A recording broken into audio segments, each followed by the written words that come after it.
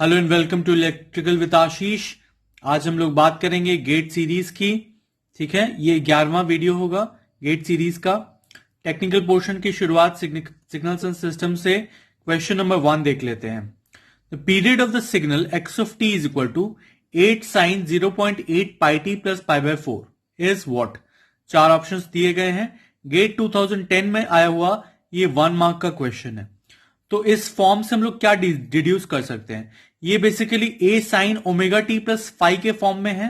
ठीक है, तो ये जो वैल्यू है 0.8 पाई ये ओमेगा होगा। ठीक है, omega is equal to 2 pi by t हम लोग जानते हैं। इक्वेट कर देंगे, टाइम पीरियड निकल आएगा। ठीक है, 2.5 सेकेंड इज द आंसर। ठीक है, so D is the correct option. So this was question number 1। Let's see question number 2. The system represented by the input-output relationship y of t is equal to integral of minus infinity to 5t x of tau d tau where t is greater than 0. So t greater than 0 is what? Linear and causal, linear but not causal, causal but not linear, neither linear nor causal. GATE 2010 का ये 1 marks का question है। ठीक है, तो हम लोग देख लेते हैं इसे कैसे सॉल्व किया जाएगा। Given that y of t is equal to integral of minus infinity to 5t x of tau d tau where t is greater than 0। ठीक है, कॉजैलिटी का मतलब क्या होता है, y of t depends on x of 5t। 5 times t करेंगे मतलब हम लोग फ्यूचर में जा रहे हैं। ठीक है, t बढ़ रहा है। ठीक है, तो t is greater than 0, so the system is non causal as it depends on the future value of input। Future values पे अगर कोई सिस्टम डिपेंड करता है तो वो कॉजल नहीं होगा। It only depends on past and present values. ठीक है, linearity, the given system is linear as output is the integration of the input linear function. Linearity का मतलब क्या होता है, गिवन सिस्टम लीनियर है। ठीक है, क्योंकि आउटपुट जो होता है वो integration of the input, input का इंटीग्रेशन होता है, linear function. So B is the correct option, linear but not causal. ठीक है, this was question number 2. Let's move on to question number 3. The unilateral excuse me, Laplace transform of f of t is 1 divided by s square plus s plus 1.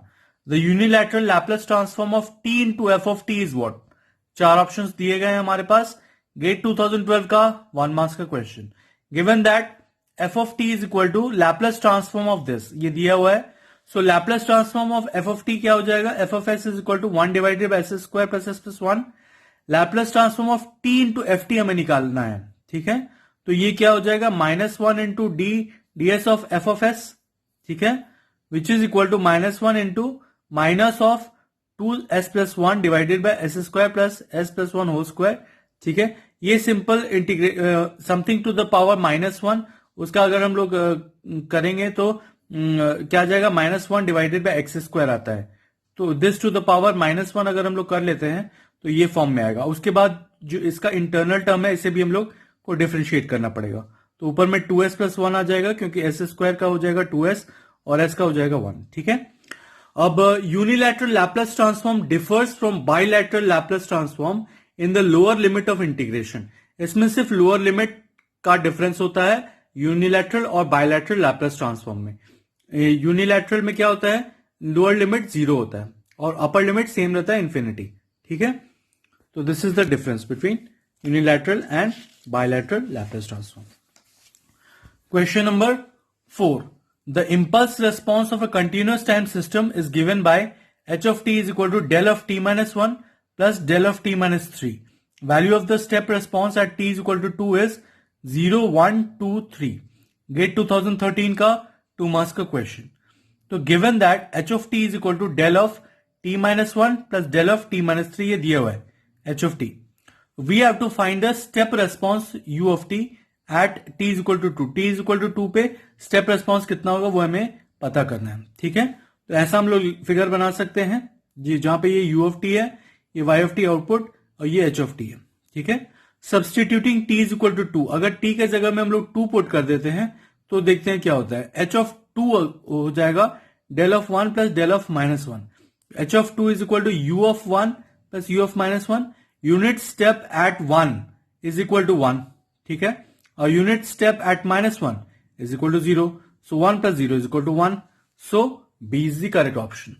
B is the correct option. Number 1, B, 1 is the answer. ठीक है? So this was question number 4. Let's move on to question number 5. Question number 5 क्या कह रहा है? The impulse response of a system is h of t is equal to t into u of t.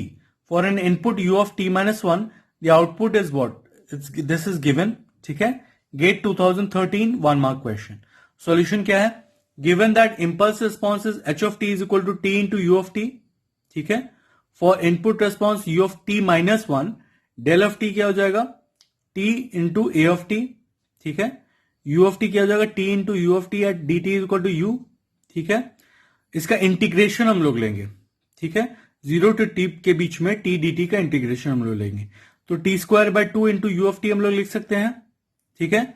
u of t minus 1 क्या हो जाएगा? t के जगह में t माइनस 1 पुट कर देंगे तो t minus 1 whole square by 2 आ जाएगा और यहां पे t के जगह में t माइनस 1 आ जाएगा. तो option C is correct. So these were the 5 problems which we saw today.